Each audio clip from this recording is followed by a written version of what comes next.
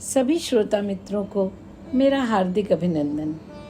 आइए सुनते हैं वरिष्ठ लेखिका शिवानी जी की लिखी कहानी अपराधी कौन। अमला बार बार बाहर जाती और अपने सजे बंगले की अनूठी सज्जा देखकर स्वयं ही मुग्ध हो जाती। रंगीन नीली मध्यम रोशनी के लट्टू पेड़ की हर पत्ती पर जुगनू बने चमक रहे थे।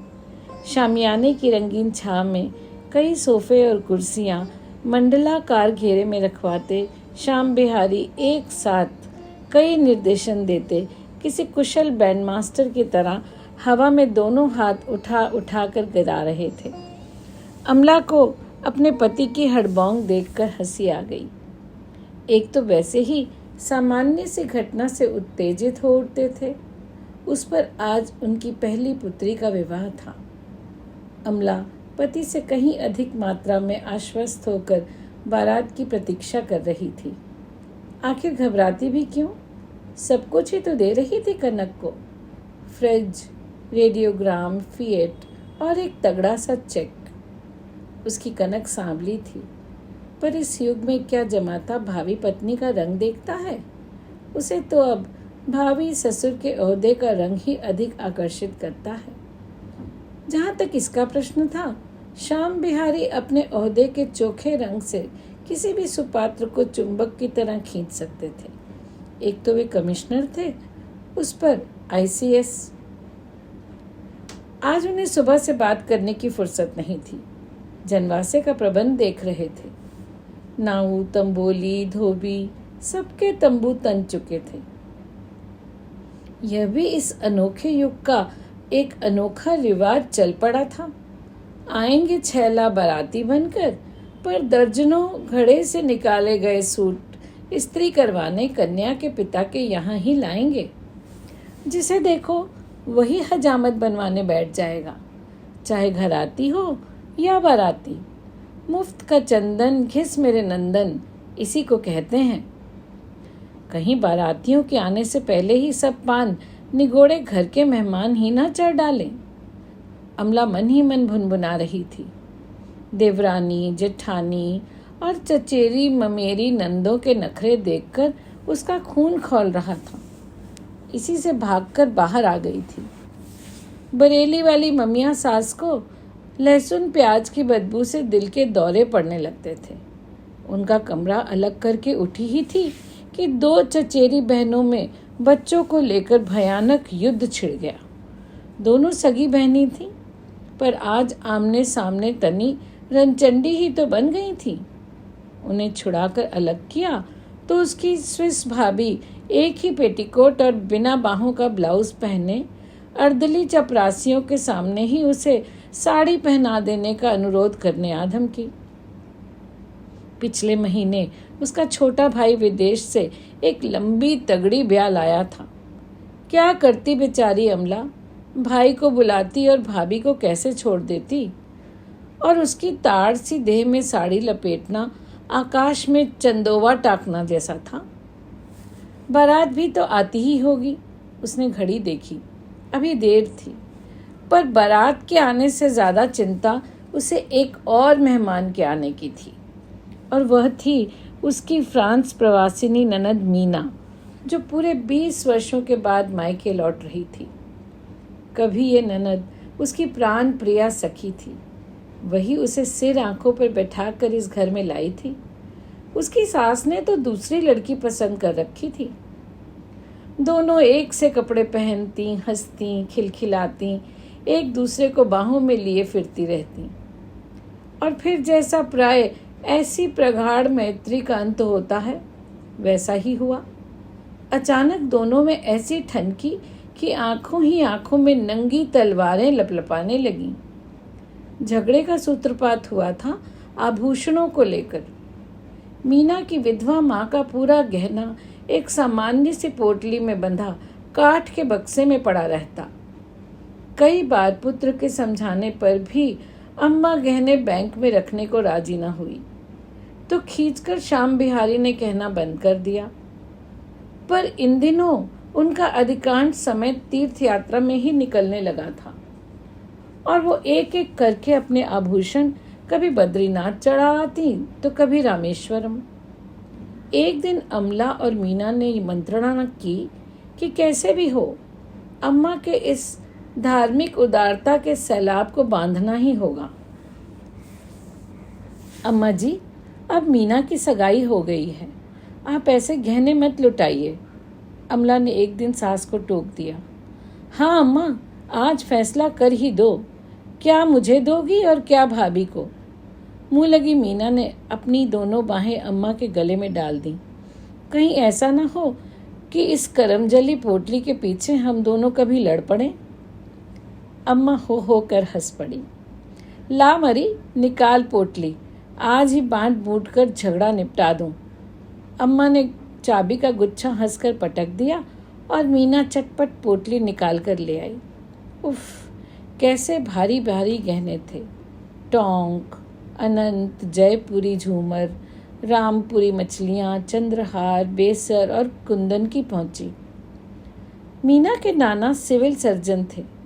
अम्मा उनकी इकलौती पुत्री थी, इसलिए नाना ने अम्मा को गहनों से लाद लिया था। पर सबसे विलक्षण आभूषण था एक लंबी नीली मखमली डिबिया में बंद नागिन के आकार की लचकती करघनी। आज मीना और अमला दोनों के कलेजे एक साथ धड़क उठे। पता नहीं अम्मा करघनी किसे देगी। मीना सोच रही थी, मैं तो अम्मा की इकलौती बेटी हूँ, करघनी मुझे ही देगी। अमला सोच रही थी, कितने अरमानों की बहू हूं मैं, करघनी हो ना हो मेरे ही हिस्से में आएगी।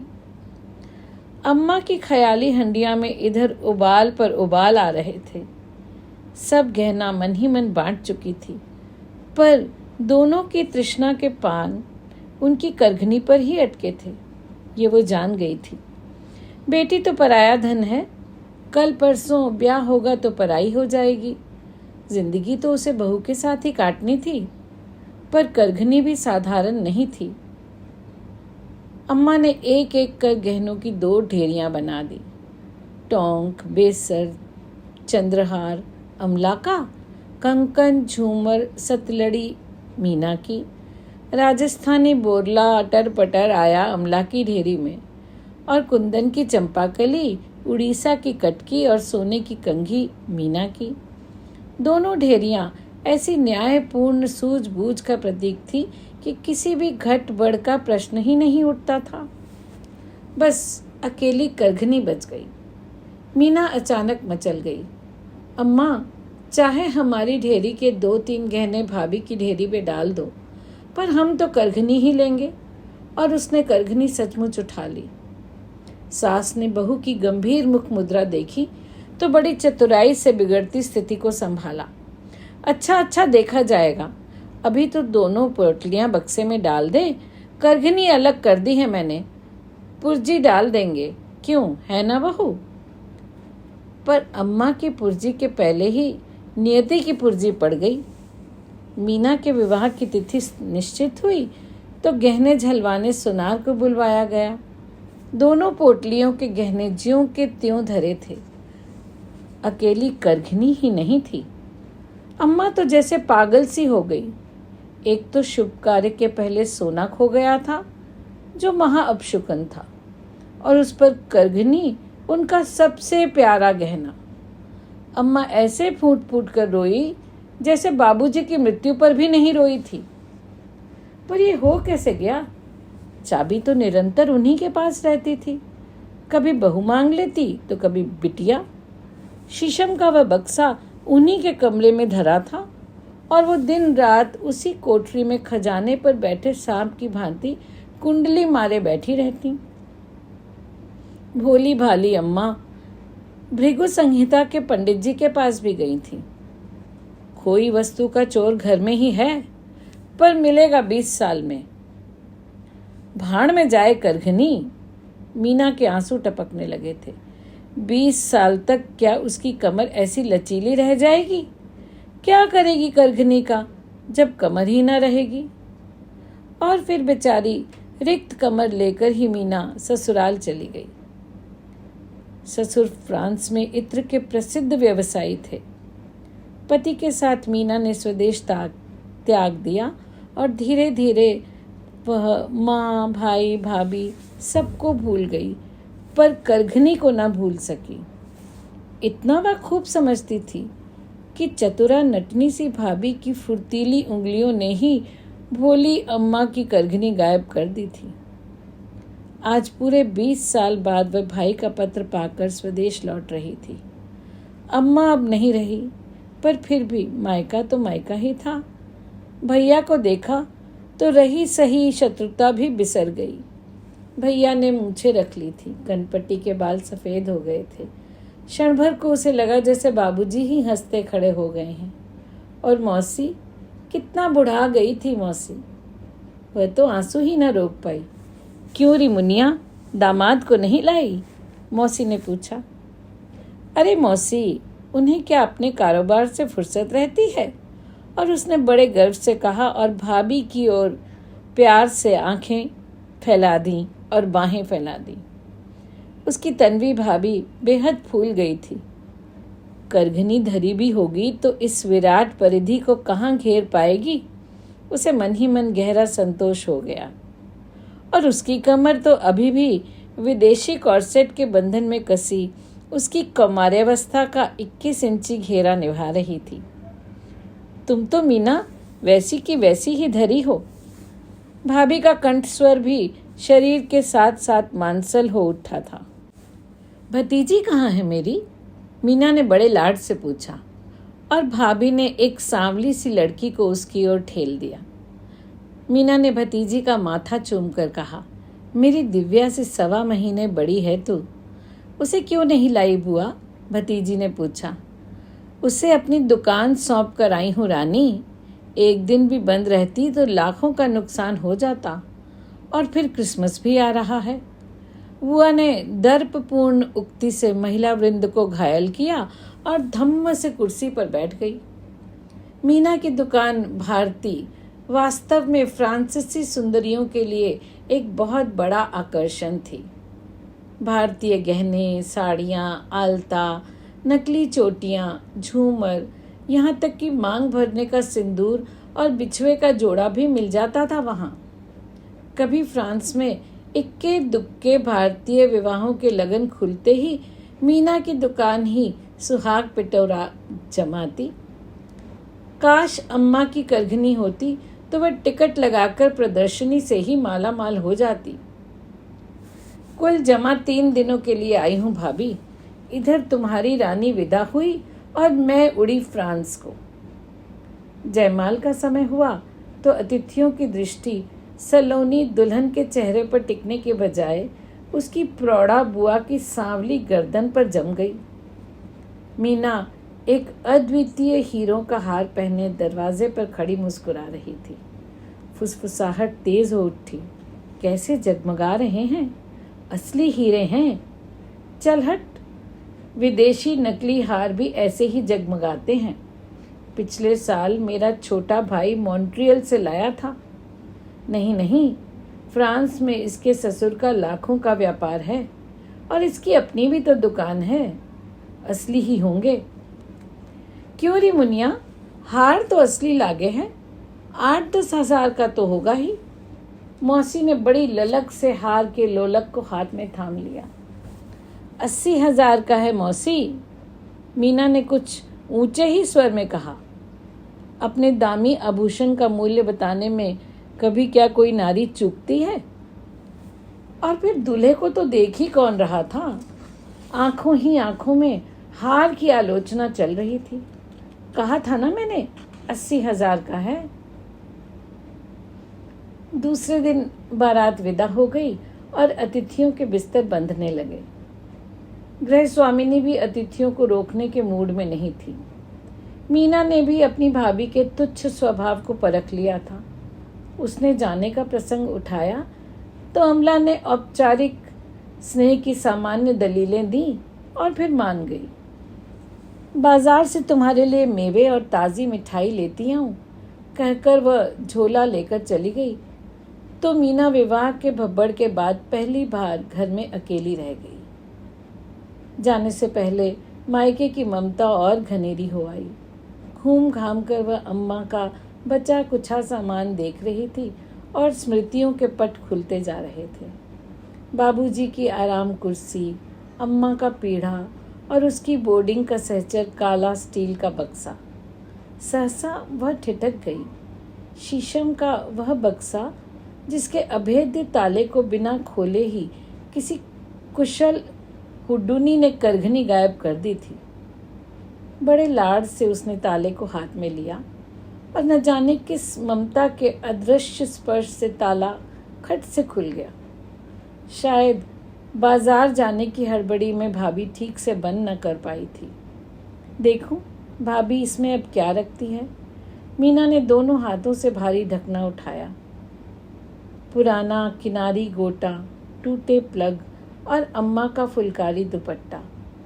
कैसी प्यारी प्यारी कस्तूरी की सी महक थी, ठीक अम्मा की देह परिमल की सी परिचित लपट। बड़े लाड से भावुकता के आवेश में उसने दुपट्टे को गले से लगाने को उठाया तो एक भारी सी पोटली भी उसी के साथ साथ उठ आई। उसका कलेजा उछलकर बाहर आ गया। वही चमक दमक और वे ही चमकती आंखें। अनुभवी हाथों के अनुभूत स्पर्श ने पेंच घुमाया और क्षण भर में सरपनी की केंचुल चाबी का गुच्छा बन लटक आई। कुछ देर तक वह सोचती रही और फिर एक तड़प से करघनी लेकर उठ गई। करघनी ही तो थी, काठ का बक्सा फिर ज्यों का त्यों ताला लटकाए निर्जीव बन गया। भाभी लौटी तो मीना अपनी साड़ियां तह करके रख रही थी। भोले चेहरे पर एक शिकन भी न उभरी। हाय मीना, तुमने अभी से सामान बांध लिया? अमला ने पूछा और हाथ का बैग जमीन पर पटक कर ननद के गले में बाहें डालकर वहीं बैठ गई। हाय मत जाओ मीना, इतने सालों में तो लौटी हो, वह रुआंसे स्वर में बोली। मन ही मन अमला जानती थी कि ननद का एयर पैसेज भी बुक हो गया है और वह रुक नहीं सकती, इसीलिए दुलार भरा बनावटी आग्रह कर रही थी। मैं जानती हूँ, उसने रुमाल से आंखें पोंछी, तुम अभी भी हमसे रूठी हो। उस सड़बिल्ली करघनी का सत्यानाश हो जिसने हमें चीर कर धर दिया। तुम्हारे भैया की कसम खाकर कहती हूँ मीना, मैंने उस हरामखोर महाराजिन को रात के 2 बजे अम्मा के कमरे से निकलते अपनी आंखों से देखा था। सच भाभी, मीना को बड़ा आनंद आ रहा था। सांप का पैर आखिर सांप ही पहचानता है। फिर तुमने पकड़ क्यों नहीं लिया बदजात को? हाय, मेरा कलेजा तो तुम जानती हो ना, एकदम पिद्दी का है। सोचा एक तो अम्मा के गौने में महाराजिन आई थी, उतना मानती थी अम्मा, और कहीं करघनी नहीं निकली तब। भाभी के चेहरे पर ऐसा बचपना खेलने लगा जैसे अभी दूध के दांत भी ना टूटे हों। हाय रे मेरी पिद्दी, मीना ने बड़े लाड से भाभी को बाहुपोश में कस लिया। अब खबरदार जो उस करघनी का नाम लिया, मुझसे बुरा कोई ना होगा। हाँ, सामान बांध लूं, फिर रात को खूब आराम से बातें करेंगे। करघनी सबसे नीचे धरी फ्रेंच शिफॉन की साड़ी के नीचे हीरों के हार के साथ कुंडली मारे पड़ी थी। उस रात को 12 बजे तक ननद भाभी बतियाती रहीं। हार सहेज कर रख लिया ना मीना, कहीं बटुए में ही धरकर भूल तो न गई? बड़ी लापरवाह हो तुम, भाभी ने पूछा तो मीना अंधेरे ही अंधेरे में मुंह फेर कर मुस्कुरा दी। हाँ भाभी, वह तो मैंने कल ही सूटकेस में बंद कर लिया था। मैं तो आज तुम्हारे ही साथ सोऊंगी, पता नहीं कब फिर मिलना हो। और वह कूदकर मीना के साथ लिपट गई। सुबह उठी तो देखा भाभी उसके साथ जाने वाली पकवानों की टोकरी सजा रही थी। भाई भाभी दोनों उसे स्टेशन पर छोड़ने आए, पर तीनों ठीक ऐसे समय पर पहुंचे कि सामान लगाते ही गार्ड ने झंडी हिला दी। मीना दरवाज़ा पकड़कर ही खड़ी रह गई। अपने वातानुकूलित डिब्बे में वह अकेली थी। दामी चीज़ लेकर सफ़र कर रही हूँ मीना, सूटकेस को सिराने धर लेना। भाभी उसके पास आकर फुसफुसाई तो मीना का चित्त पश्चाताप से खिन्न हो गया। कितनी नीच थी वह। 20 साल पहले भाभी ने उसकी गर्दन पर छुरी फेरी थी और आज वह उसी जघन्य अपराध को दोहरा रही थी। अब तो उसके जी में आ रहा था कि करघनी निकालकर भैया भाभी को सौंपे और उनके चरणों में लौटकर अपना अपराध स्वीकार कर ले। पर गाड़ी स्टेशन छोड़ रही थी। अब किसी भावुकता के लिए समय नहीं था। भाई और भाभी की आंखें गीली हो आईं। अमला बुरी तरह नाक झिझोड़ती सिसक रही थी। मीना भी अपने को रोक न सकी और बच्चों की भांति सुबक उठी। 1 घंटे बाद तूफान धड़धड़ाती पटरियों का कलेजा रौंदती चली जा रही थी और मीना दोनों हाथों से माथा पकड़े शून्य दृष्टि से अपने चारों ओर बिखरे साड़ियों के अंबार को अविश्वास से देख रही थी। वह बार बार एक एक साड़ी को झटक रही थी और यही क्रम पिछले 1 घंटे से 20 बार दोहरा चुकी थी। नहीं थी, कहीं नहीं थी। आखिर सुई तो नहीं थी। रात भर भाभी उसे गलभइयों में घेर कर सोई थी।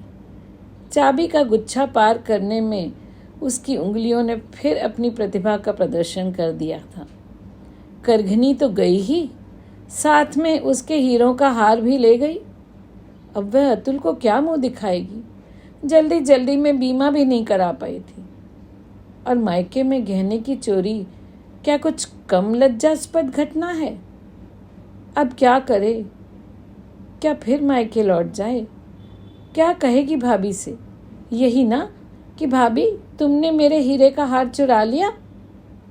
पर भाभी भी तो पलट कर जिह्वा का घातक प्रहार सिद्ध कर सकती थी। मीना, तुम क्या मेरी करघनी चुरा कर नहीं भागी। उस हीरे के हार का केवल लोलक ही बेचने पर भाभी के खानदान की सभी बेटियां ब्याही जा सकती थीं। हाय, कितने छोटे अपराध की कितनी बड़ी सजा दे गई भाभी। मीना सर पकड़कर बैठी थी। तो दोस्तों, यह थी कहानी अपराधी कौन। पसंद आई हो तो लाइक ज़रूर कीजिएगा, शेयर भी कीजिएगा और चैनल को सब्सक्राइब करना ना भूलें।